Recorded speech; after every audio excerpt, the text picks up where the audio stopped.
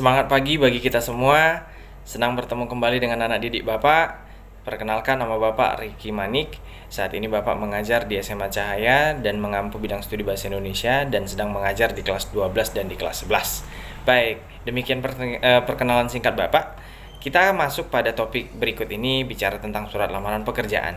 Ya, mudah-mudahan anak didik kami tetap dalam keadaan sehat dan mampu mengikuti pembelajaran di masa pandemi ini. Ya, baik. Tadi di topiknya sudah Bapak antarkan, yaitu surat lamaran pekerjaan. Tentunya anak didik kami sudah mengetahui apa itu surat lamaran pekerjaan, bahkan sudah pernah melihat surat lamaran pekerjaan. Akan tetapi, dengan pembelajaran daring kita kali ini, mudah-mudahan anak didik kami semakin mengerti nanti sedikitnya yang Bapak antarkan tentang pengertian surat lamaran pekerjaan. Baik, apa yang menjadi tujuan kita mempelajari surat lamaran pekerjaan? Ya, tujuan kita mempelajari surat lamaran pekerjaan itu ada 3 ya, yang saat ini Bapak tekankan. Kita mengetahui isi dari surat lamaran pekerjaan.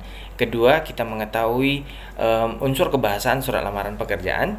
Dan yang ketiga, kita mengetahui sistematika penulisan dan nanti mampu mengaplikasikan penulisan surat lamaran pekerjaan untuk kedepannya setelah anak didik kami selesai dalam pendidikannya dan akan mencari pekerjaan ataupun mendapatkan pekerjaan. Itu 3 hal yang menjadi tujuan kita ya. Baik, Bapak berjelaskan apa yang namanya surat lamaran pekerjaan, Pak?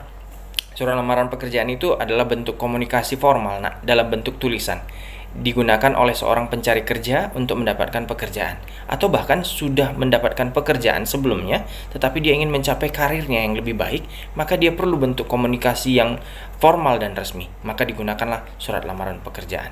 Maka surat lamaran pekerjaan itu adalah salah satu bentuk komunikasi yang resmi dan formal untuk mencari pekerja atau mendapatkan pekerjaan ya. Baik, bentuk surat lamaran pekerjaan itu ada 2 ya. Yang pertama digabungkan dengan kurikulum vitae atau daftar riwayat hidupnya, dan yang kedua ditulis terpisah dengan daftar riwayat hidupnya. Jadi kalau dia digabung berarti informasi tentang dirinya berada di dalam surat lamaran itu. Tetapi kalau dia yang dipisah berarti daftar riwayat hidupnya ditulis terpisah di luar dari surat lamaran pekerjaan itu ya. Lalu apa yang menjadi syaratnya Pak untuk mendapatkan atau membuat suatu surat lamaran yang baik? Yang pertama, dia harus menarik. Surat lamaran itu harus menarik. Tetapi menarik pun tidak menghilangkan bentuk formal dan keresmian dari surat lamaran pekerjaan. Yang kedua, mempunyai bahasa yang menarik. Bahasa artinya to the point. Dia tidak bertele-tele, singkat, padat, dan jelas, langsung kepada intinya. Kemudian dari bahasa itu bisa menggambarkan siapa kita yang melamar ini, jati diri kita, personal kita. Kemudian yang keempat adalah kita harus tepat sasaran. Tentunya kita melamar pekerjaan adalah yang sesuai dengan skill dan latar belakang pendidikan kita.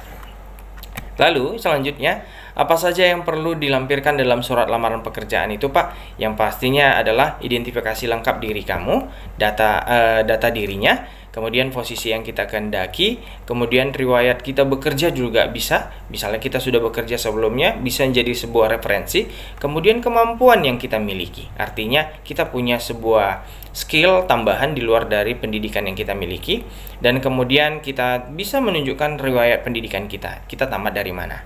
Kemudian yang keempat, kita perlu juga mencantumkan dari mana sumber informasi kita memperoleh lowongan pekerjaan itu. Sebab ada 4 ya, ada 4 sumber lamaran pekerjaan itu. Yang pertama, berdasarkan iklan lowongan pekerjaan di surat kabar. Yang kedua, berdasarkan informasi lowongan pekerjaan yang ada di mading-mading perusahaan ataupun di perusahaan tertentu yang membuka informasi tapi tidak melalui surat kabar. Yang ketiga itu berdasarkan informasi dari rekan sejawat atau kerabat, bisa keluarga, bisa teman kerja atau teman permainan. Kemudian yang keempat itu berdasarkan inisiatifnya sendiri. Nah, demikian sedikitnya informasi tentang materi pembelajaran kita di awal ini. Mudah-mudahan mampu anak didik kami pahami dan bisa digunakan untuk pertemuan berikutnya agar lebih paham lagi bicara tentang surat lamaran pekerjaan. Dan di akhirnya Bapak akan menguatkan kita dengan sebuah pendapat bahwa ada sebuah pernyataan dari seorang ahli, jika kita orang yang pantang menyerah atau susah menyerah, maka kita orang yang sudah cukup dekat dengan kesuksesan. Sebab hanya 2 orang yang susah dikalahkan di dunia ini.